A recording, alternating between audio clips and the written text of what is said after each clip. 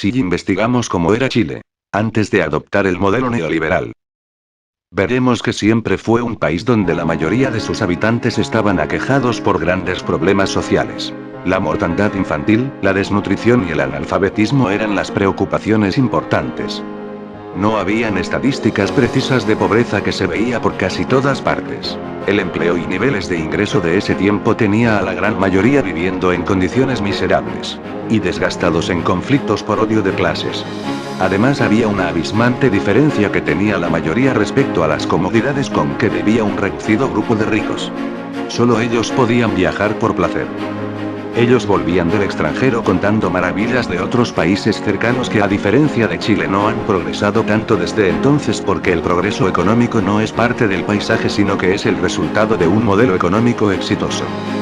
Volvían deslumbrados de ver autos hasta en los barrios más pobres, autopistas, enormes centros comerciales, supermercados con grandes espacios de comida para mascotas y tantas otras comodidades típicas de país más avanzado. Una forma de vivir que parecía inalcanzable para Chile. Al volver a Chile, el país de la eterna pobreza y lucha de clases, retornaban a su círculo con comodidades privativas para casi todos los demás chilenos.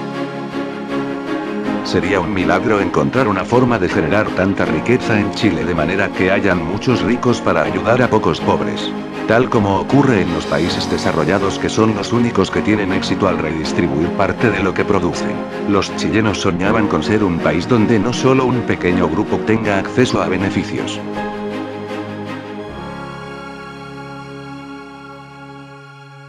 Soñaban con colegios para todos y salud para todos.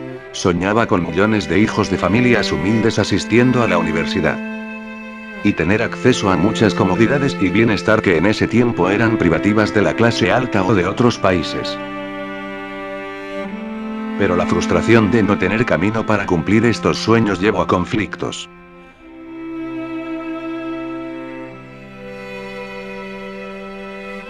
Más de la mitad de los países del mundo habían adoptado el modelo marxista sin que ninguno de ellos haya tenido éxito en dar prosperidad a la población. Pero aún así vino el experimento marxista de la Unidad Popular que culminó con el golpe de Estado en Chile en septiembre de 1973. Después de eso los chilenos ya apenas se atrevían a continuar soñando con un país tan distinto al que tenían. Después del golpe militar, Chile quedó aún mucho más pobre, más endeudado, con aún más problemas que antes y totalmente aislado del mundo. En un principio los nuevos gobernantes, dada su cultura militar, tomaron medidas intervencionistas y elevaron el gasto público. El resultado fueron malos indicadores económicos. Entonces el gobierno delegó el tema económico a economistas que quisieran colaborar con ellos. Y había un grupo de jóvenes que estaban ansiosos de aplicar lo que aprendieron en la escuela de Chicago gracias a un convenio de intercambio con la Universidad Católica. Pero los chicos querían aplicar una teoría un poco extraña. Querían introducir un modelo económico para superar la crisis, sacar a Chile del subdesarrollo y llevarlo al pleno desarrollo de una forma revolucionaria de verdad. Más que una propuesta productiva se trataba de cambiar la forma de pensar. Decían que hay que terminar absolutamente con la absurda pretensión de quitar recursos a tan pocos acomodados para dárselos a tantos necesitados porque eso nunca ha funcionado ni funcionará. Hay que producir mucho más para crear mucha riqueza y casi lo único que se necesita para eso es dar dinamismo a la economía con la mayor libertad posible para crear y consolidar factores productivos. Hay que crear muchos más empresarios que tengan muchas más utilidades para generar más empleo y empleo con mejores sueldos. Además decían que la producción nacional no mejora cuando se protege sino cuando se libera. Por lo tanto hay que dejar a Chile totalmente expuesto al mundo para exponer el mundo a Chile y así se encontrarán las mejores oportunidades para generar riqueza. Decían que el Estado no mejora sus ingresos cuando cobra más impuestos sino cuando se eliminan los impuestos para liberar capitales que hagan producir.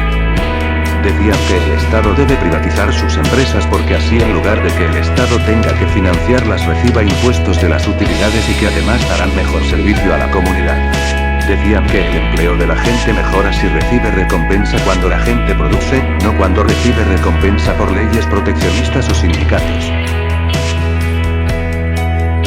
O sea, se iba a bajar los impuestos y no subirlos, se iban a terminar los sindicatos y leyes laborales en lugar de fortalecerlas, se iba a privatizar empresas públicas en lugar de estatizar las privadas, etc. Todo lo que se haría sería exactamente todo lo contrario a todo lo que se había hecho.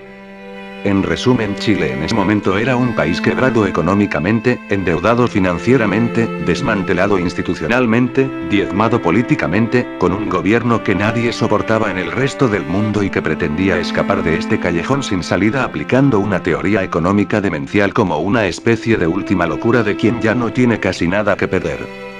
Chile parecía estar delirando. Hoy diríamos que a Chile se le apagó la tele. Parecía que a Chile solo podría salvarlo un milagro. Y en cierta forma fue lo que ocurrió porque desde ese momento empezó lo que el mundo conoce como el milagro económico chileno. El camino de utopías y luchas de clase que los llevó a la desesperación, al caos y a la miseria, ahora termina con una dictadura militar que los hace enfrentar una cruda realidad. Se redujo el gasto público. Se liberaron los mercados quitando regulaciones. Se privatizaron decenas de empresas. Se sometió al Estado a un riguroso equilibrio fiscal. Los efectos inmediatos de estas medidas en el desempleo y los salarios fueron devastadores. Menos gente trabajaba y los que lo hacían no tenían sindicatos ni leyes proteccionistas. Pero se logró por fin controlar la inflación, se eliminó el déficit público, se abrió la economía al exterior y se estableció una robusta economía de mercado. Y a pesar del alto desempleo comenzó a crecer a tasas de país desarrollado. A los pocos años se empezó a ver cada vez más prosperidad en los chilenos y la pobreza, el eterno flagelo de Chile, empezaba por fin a disminuir. El modelo económico chileno que parecía una locura empezaba a ser admirado e imitado en otras partes del mundo. Chile ya no era el rincón aislado, pobre y vulnerable. Ahora lideraba el crecimiento del continente, encontró un camino claro para cumplir sus sueños, e iba por ellos. Pero algo pasó. Una economía naciente que basaba toda su expectativa en abrirse al mundo era más vulnerable que nunca a una crisis mundial. La economía se desaceleró rápidamente, cayó en crisis, llegaron los ajustes, las quiebras y el desempleo. Chile cayó en recesión y su modelo fue cuestionado por las autoridades.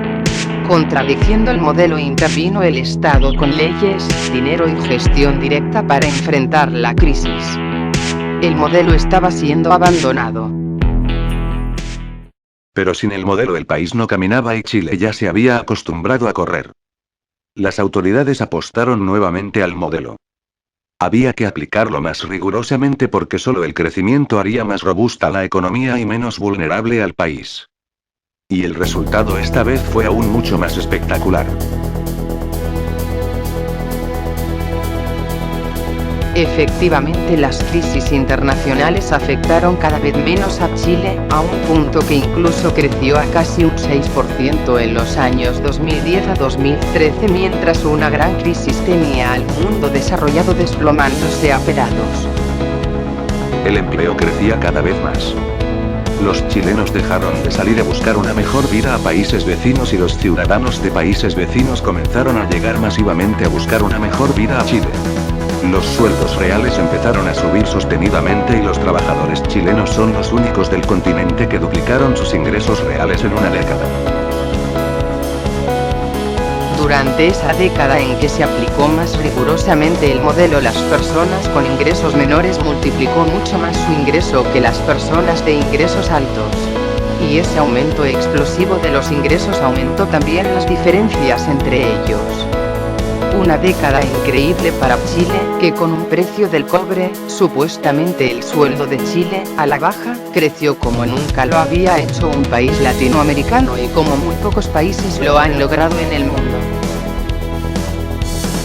Se empezó a notar por todas partes lo que decían las cifras. En Chile había cada vez más ricos y cada vez menos pobres. Lo que era el paupérrimo ingreso de los chilenos fue superando el ingreso de muchos países que antes tenían un estándar de vida muy superior. Los trabajadores chilenos ya no solo lideraban el crecimiento de sus ingresos, sino que también comenzaban a convertirse en los trabajadores con mejor ingreso del continente. Nunca aumentaron tanto los sueldos reales y con ello el bienestar de los trabajadores como cuando se eliminaron los sindicatos y leyes proteccionistas. El presupuesto del Estado se incrementó exponencialmente para ayudar a los más necesitados en salud, educación y prestaciones sociales que antes eran imposibles de abordar. Nuevas redes de caminos complementadas con modernas autopistas de alta velocidad acercaron a zonas antes semi-aisladas. Nunca aumentaron tanto los recursos del Estado como cuando los impuestos tendieron a la baja. Incluso varios impuestos se eliminaron. Chile se convirtió en una demanda interesante para productos y servicios. Empezaron a llegar los mejores productos y servicios del mundo, se convirtió en una pasada obligada para artistas que apenas habían escuchado alguna vez de un país que se llamaba Chile. Importantes marcas se instalaron con su casa matriz para el continente en la economía más estable de la región. Chile, uno de los países más endeudados del mundo, pagó casi todas sus deudas internacionales y ya no iba a pedir ayuda a los países desarrollados sino a establecer tratados de libre comercio de igual a igual. Chile, ahora respetado y admirado, se convirtió en un referente para el mundo en muchas materias y muchos países empezaron a adoptar partes del modelo chileno. Por ejemplo, el sistema privado de pensiones ha sido adoptado en una treintena de países, incluso es un debate permanente dentro de Estados Unidos el cómo llevar a cabo este aporte intelectual que Chile ha hecho al mundo. Y así, después de aplicar el modelo por apenas 20 años se veían por el mundo los chilenos. Miles de ellos. También sus productos, sus empresas, sus marcas. Ellos pueden hablar sobre el respeto y admiración que tenía el mundo por lo que lograron.